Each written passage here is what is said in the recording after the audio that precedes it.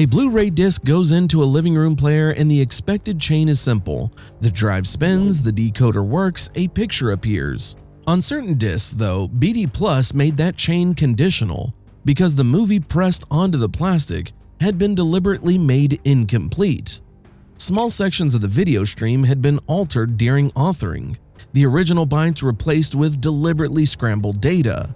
A licensed player had to repair the movie before it could play. If the inspection step failed, the repair never completed and the altered stream reached the decoder still damaged. The result could be glitches, blackouts, audio dropouts, or a movie that refused to play at all. This was playback under BD+, and the question worth following is how a retail movie disc ended up running a security program inside a household player in the first place. BD Plus was one layer inside a larger stack where different systems handled different jobs. AACS was Blu-ray's baseline cryptographic protection for commercial movie releases, covering encryption, authentication, and revocation logic that could lock out compromised device keys through updated media key blocks carried on later disks. Underneath that process, AACS used AES encryption, so newer releases could carry fresh revocation data against compromised playback devices. BD-ROM Mark addressed physical replication by storing required cryptographic data in a factory-mastered layer that ordinary writable disk copying couldn't reproduce. BD Plus was separate from both, an optional programmable layer that added title-specific and renewable protection through disk-supplied code running inside a player-side virtual machine. Home video had already hidden enforcement inside the signal. Macrovision added off-screen pulses that televisions usually ignored, while VCR recording circuits reacted badly. BD Plus moved the same instinct into software. The disc carried code, and the player supplied a virtual machine. The earliest clearly verified US BD Plus rollout arrived on October 2, 2007, with Fox releases including The Day After Tomorrow and Fantastic Four: Rise of the Silver Surfer. Owners of the Samsung BD P1200 got a red error screen directing them to install a firmware update that didn't exist yet. The older BD P1000 loaded the discs only after a long delay. Some LG dual-format players refused to play them at all.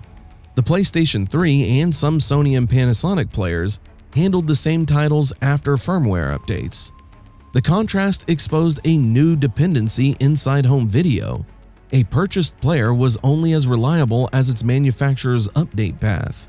That same Foxwave introduced new BDJ authoring as well, leaving BD Plus, firmware gaps, and player implementation problems tangled together.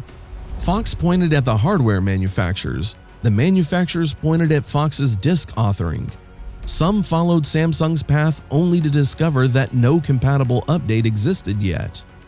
That virtual machine came with Cryptography Research Incorporated, where engineers had been developing a concept called self-protecting digital content since the early 2000s. In 2003, they demonstrated SPDC to the major studios in Los Angeles. The core argument was that static protection ages badly. DVD-era protection had already proved this. Once a fixed playback scheme was defeated, discs already pressed could not carry new countermeasures. SPDC answered that by shipping a small security program with each individual title, instead of locking all content behind a single fixed gate. Future discs could carry fresh code, so the lock changed with every new release. The broader SPDC patents described an even wider execution model around that idea. In that architecture, content code could call into cryptographic functions, secure storage, network communication, codec output, and even forensic marking. Those were architectural possibilities, not proof that every commercial BD Plus disc used every one of those paths. Reverse engineering eventually revealed a small, event-driven virtual processor inside the player. Public reconstructions describe a 32-bit Big Indian DLX-like RISC machine with about 4 megabytes of address space and 32 general-purpose registers. It did not simply start once and run forever. The player invoked it on defined events, and the code reached into the playback environment through a controlled set of trap calls. Those calls gave the VM access to operations such as cryptography, memory copying, memory searches, device discovery, private key operations, random number generation, and conversion table submission. The machine itself was compact. Its interface into the player was not. The repair process worked at the byte level. Public reconstructions describe selected ranges inside the disk's .m2ts movie files being overwritten during mastering, while the original bytes were stored in protected form inside the BD Plus content code. After the player passed inspection, the VM submitted a conversion table, often called a fix-up table, containing replacement bytes and the offsets where they belonged. The table did not replace the entire movie, it repaired the altered ranges just before playback continued. The inspection was more concrete than a generic hardware check. Each licensed player carried BD Plus security keys and a certificate signed by the licensing authority. The VM checked that pairing, then compared the playback environment against a manufactured supplied memory footprint intended to identify the player and confirm the integrity of its protection system. The movie became watchable at that moment. The Blu-ray Disc Association moved to add BD Plus in August 2005 alongside AACS and BD-ROM Mark. When commercial Blu-ray launched in June of 2006, none of the early titles used it. By June 2007, the runtime was already sitting inside licensed players, waiting. When BD Plus Technologies announced the completed licensing program, it said the virtual machine features had already been implemented in Blu-ray players on the market. BD Plus was designed to renew itself in layers. The first layer was the ordinary media transform, inspect the player, and repair the system. A second layer could carry player-specific countermeasures aimed at a known compromise without leaving permanent changes behind. A third, deeper path allowed signed native code, developed with the player manufacturer, to update playback environment when a VM-level response was not enough. Normal BD Plus content code was supposed to disappear when playback ended. The more invasive update path existed, but it was a separate remediation mechanism rather than the default behavior of every movie disc. The case for that extra layer sharpened in 2007, though the trigger wasn't BD Plus at all. A researcher on the Doom 9 forums extracted a processing key directly from the software's player memory. That exposed a core weakness in the trust client model AACS relied on. Once a key was out, it spread, and the disks already pressed couldn't be updated.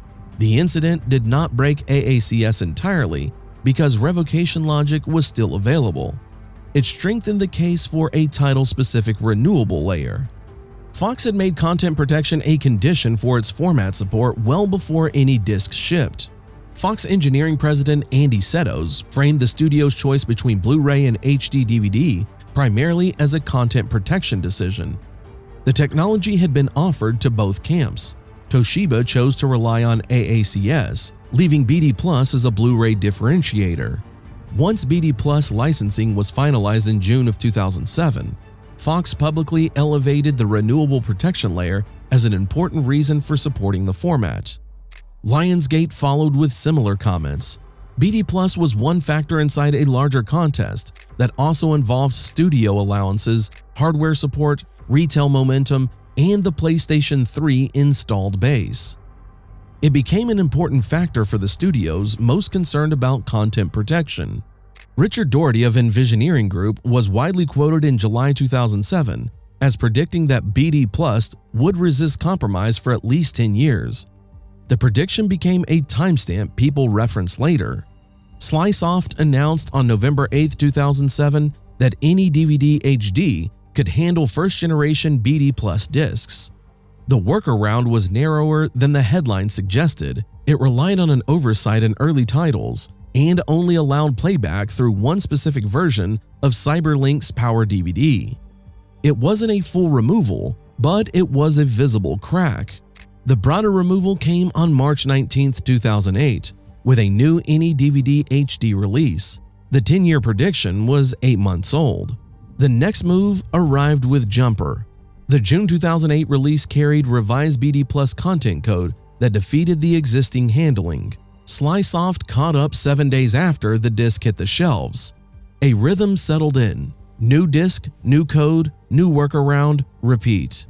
The renewability built into the system was functioning as designed. The people breaking it were keeping pace.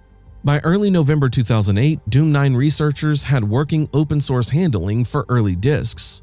MakeMKV followed later with its own BD Plus virtual machine implementation, using small SVQ files to supply the keys needed to execute protected content code. Videolan eventually released libbd+, an open-source research implementation intended to understand and reproduce BD+ processing. By then, much of the once private architecture had become publicly reproducible. The later financial record gives a rough measure of how the asset's value changed. Cryptography Research sold the SPDC and BD+ package to Macrovision in November of 2007 for about $45 million in cash, plus warrants. Macrovision already knew this business. 2 decades earlier, its analog copy control system had hidden enforcement inside VHS signals. Macrovision became Rovi, and when Rovi later sold BD+ to Irdeto, it recorded a $13.5 million impairment charge on the asset. When Irdeto acquired it, one executive said BD+ had not delivered the release window studios wanted. By the time a disc reached consumers, the protection had often already been bypassed. Renewable protection generally raised the cost of circumvention. Each new title could carry revised code, and the system forced reverse engineers to keep working rather than solve it once. But legitimate customers absorbed compatibility costs too, and determined engineers repeatedly caught up. The disc could already be sitting in the tray while the player waited for a firmware update that did not exist yet.